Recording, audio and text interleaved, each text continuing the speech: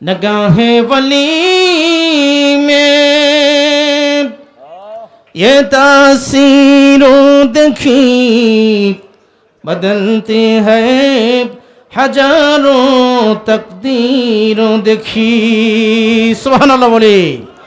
আল্লাহর ওলিদের একটা নজর দিয়ে হাজারো মানুষের তকদিরকে পরিবর্তন করে দিতে পারে। উচ্চ আওয়াজে বলি সুবহানাল্লাহ। সেই আল্লাহর ওলিদের সম্পর্কে আল্লাহ পাক কোরআনে বলছেন, আলা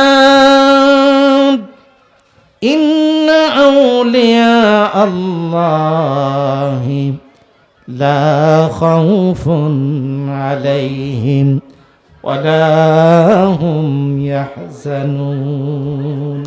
আবার আল্লাহ ঘোষণা করেছেন, ও ঈমানদারেরা, আমি আল্লাহকে ভয় করো।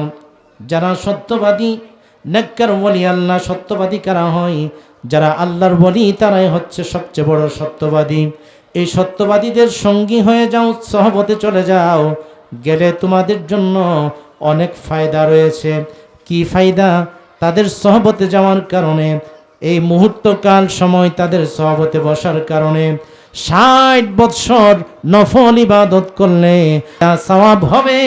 এই মুহূর্তকাল সময় আল্লাহর ওলিদের সহবতে বসার কারণে তার চাইতে অধিক সওয়াবের অধিকারী আল্লাহ পাক বানায়া দিবে। যেখানে নবীদের আলোচনা করা হয় সেটা ইবাদতে পরিণত হয়ে যায়। এই মাহফিলে নবীদের আলোচনা হয়েছে কি হয় নাই? নবীজির তারিফ গুণগান হয়েছে কি হয় নাই? এই মাহফিলে আল্লাহর ওলিদের তারিফ গুণগান চলছে। এই তারিফটা, গুণগানটা আপনার আমার জীবনে যে গুনাহ হয়েছে এই গুনার কাফারা হয়ে যায়, অর্থাৎ এই গুনাহ মাফ হয়ে যায়। উচ্চ আওয়াজে বলি সুবহানাল্লাহ। সেই আল্লাহর ওলিদের সম্পর্কে আল্লাহ পাক কোরআনে বলছেন, আলা ইন্না আউলিয়া আল্লাহি লা খাউফুন আলাইহিম ওয়ালা হুম ইয়াহজানুন।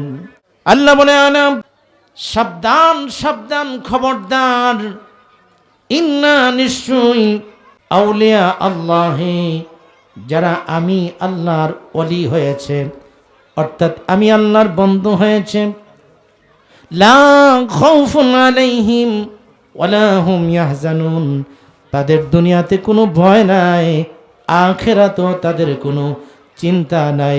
উচ্চ আওয়াজে বলি সুবহানাল্লাহ। আল্লাহর ওলিদের কাছে যাওয়া, আল্লাহর ওলিদের সঙ্গী হওয়া, তাদের সহবতে যাওয়া, তাদের হাতে বায়াত গ্রহণ করা, এটা নির্দেশ কার? যেটা বলুন না, কার? আমি যে কথাগুলি বললাম কোরআনের ভিতর থেকে বললাম না বাইরে থেকে বললাম? এটি সরাসরি অনুবাদ করলাম। আমি ব্যাখ্যা বিশ্লেষণও যাচ্ছি না, কারণ সেই সময় আমার হাতে নেই। এখন এই আল্লাহর ওলিদের মধ্যে আবার 3 ধরনের আল্লাহর ওলি আছে। কয় ধরনের? জোরে বলুন না, কয় ধরনের? ওলিয়ে ফিতরি, ওলিয়ে কাসাবি, ওলিয়ে ওয়াহবি। এক ধরনের আল্লাহর ওলি আছে যারা মায়ের গর্ভ থেকেই আল্লাহর ওলি হয়ে দুনিয়াতে আসে। যেমন বড় পীর আব্দুল কাদের জিলানী রাদিয়াল্লাহু তাআলা মায়ের গর্ভ থাকা অবস্থায় মা কোরআনে পাক তেলাওয়াত করতেন। তিনি দুনিয়াতে আসছেন, মক্তবে গেলেন, গিয়ে প্রথম দিনেই 18 পারা কোরআন এক বইটাই শোনাইয়া দিলেন। উচ্চ আওয়াজে বলি সুবহানাল্লাহ। মায়ের গর্ভ থেকে কোরআনে হাফেজ হয়ে আসছেন।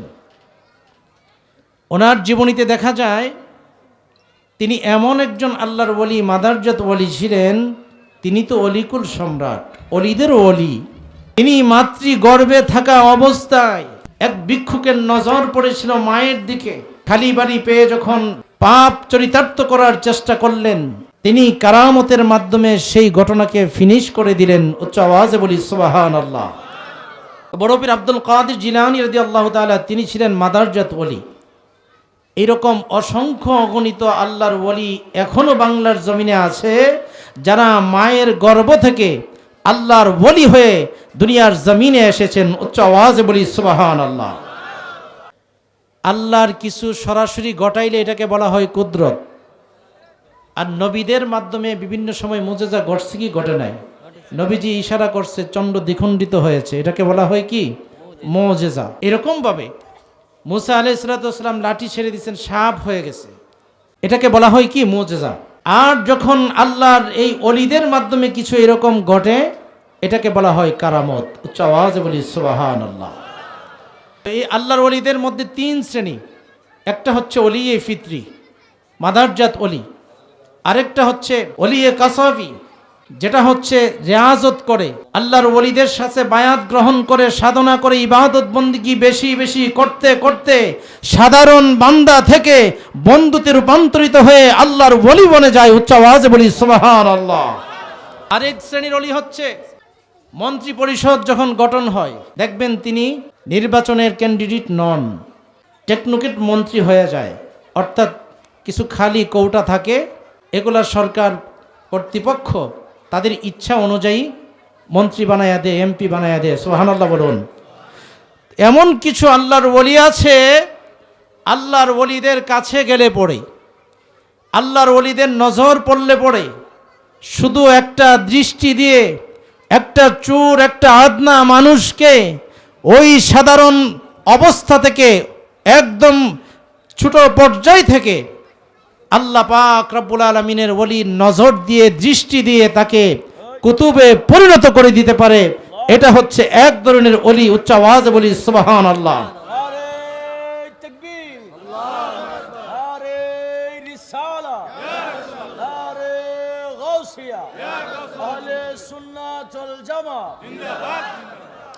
শায়ের বলেন, নগাহে ওলি মে ये तासीरों देखी बदलती है हजारों तकदीरों देखी। সুবহানাল্লাহ বলি যে আল্লাহর ওলিদের একটা নজর দিয়ে হাজারো মানুষের তকদিরকে পরিবর্তন করে দিতে পারে। উচ্চ আওয়াজে বলি সুবহানাল্লাহ। বড় পীর আব্দুল কাদের জিলানী রাদিয়াল্লাহু তাআলা আনহুর ঘরে একটা চোর গিয়েছিল, আপনারা জানেন সবাই। এই চোরকে একটা তাওয়াজ্জু দিয়ে কুতুবে পরিণত করে কুতুবের দায়িত্ব দিয়েছিলেন। উচ্চ আওয়াজে বলি সুবহানাল্লাহ। তাহলে আল্লাহর ওলিদের দরবারে আসা, আল্লাহর ওলিদের হাতে বায়াত গ্রহণ করা, আল্লাহর ওলিদের সহবতে বসা কোরআন হাদিসের মধ্যে আছে না নাই? জোরে বলুন না, আছে না নাই? মানা না মানা সেটা আপনার আমার ইখতিয়ার, কিন্তু অস্বীকার করা যাবে না। যদি কেউ অস্বীকার করে, তাহলে ওই প্রথম বলেছিলাম আল্লাহর কোরআনকে অস্বীকার করা হবে। আল্লাহর কোরআনকে যদি অস্বীকার করা হয়, আজকে যারা বলে আল্লাহর ওলি বলতে কিছু নাই, যারা বলে মাজার বলতে কিছু নাই, এই ধরনের বক্তব্য দেয় কি দেয় না? আমি বলবো ভাই, আল্লাহর কোরআনকে জানুন, আল্লাহর কোরআনকে বুঝুন, আল্লাহর কোরআনকে স্টাডি করুন, গবেষণা করুন, একজ্ঞামি বাদ দেন।